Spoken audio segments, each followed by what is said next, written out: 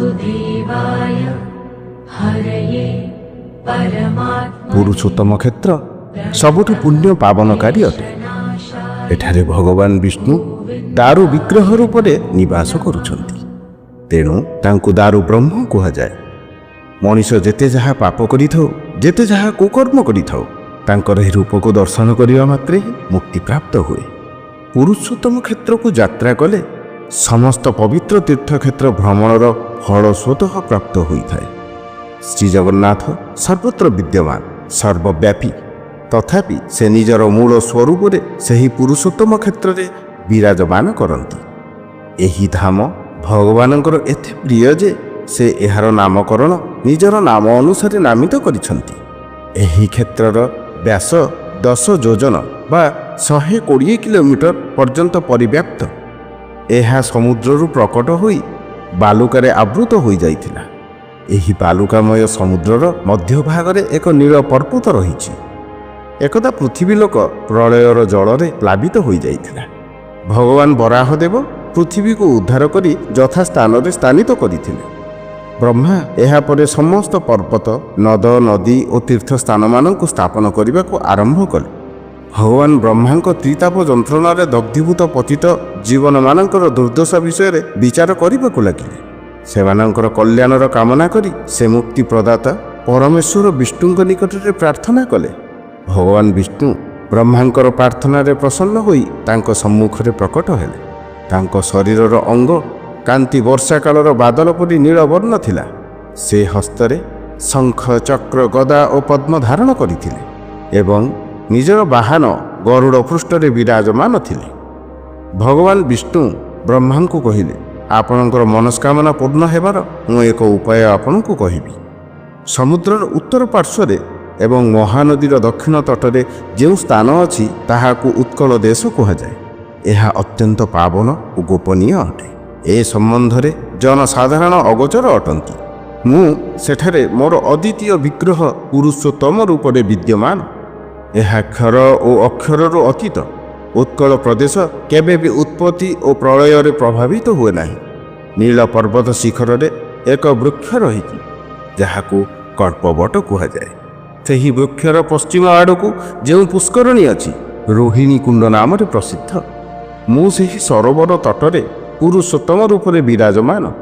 जे कही एठारे मोर दर्शन करती से निसंदेह मुक्ति प्राप्त करती।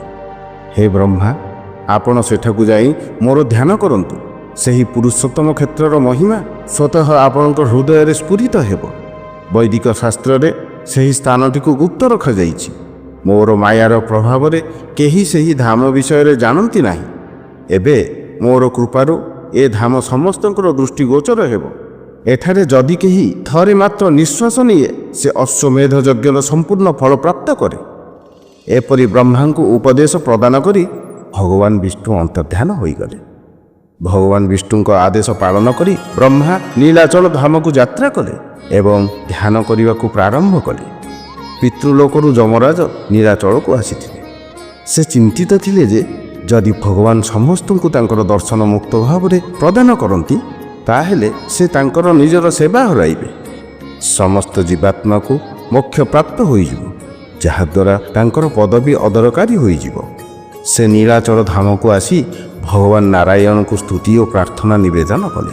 तांकर प्रार्थना रे प्रसन्न होई भगवान नारायण निजर वाम पार्श्वरे उपवेशन करिथिबा लक्ष्मी देवी को यमराजंकर सह वार्तालाप करिबा पई इंगित कले। लक्ष्मी देवी यमराज को कहिली, हे सूर्यनंदन यमराज, एही पुरुषोत्तम क्षेत्र को छाड़ी जिबा आम मानक पई संभव नुहे। एही क्षेत्र रे केही कौनसी कर्म फल भोग करे नाही। एठारे निवास करुथुवा समस्ते एपरिकी पशु पक्षी माने मध्य सेमानकर पाप कर्मर फलर मुक्त अटंती। जे केही नारायणकर दर्शन प्राप्त करती सेमाने समस्त कर्म बंधनरु मुक्त होई जांती। तुमे एही क्षेत्र को छाड़ी अन्य स्थान रे निजर शक्ति और प्रभावर प्रयोग करिपार। तुमर प्रपितामह ब्रह्मा मध्य ए धामर महिमा विषय अवगत होई प्रभु गदाधरଙ୍କ निकटरे निजर प्रार्थना निवेदन करुछंती।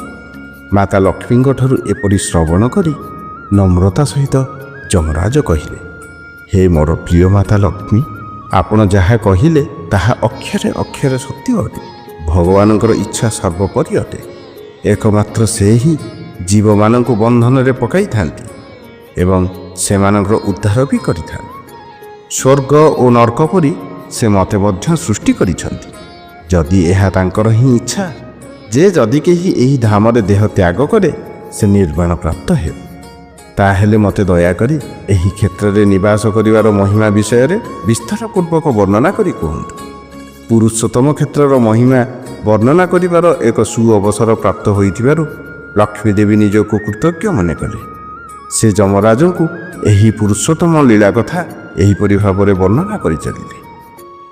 ହଉ ବନ୍ଧୁ, ଏହା ଥିଲା ପୁରୁଷୋତ୍ତମ କ୍ଷେତ୍ରର ମହିମା।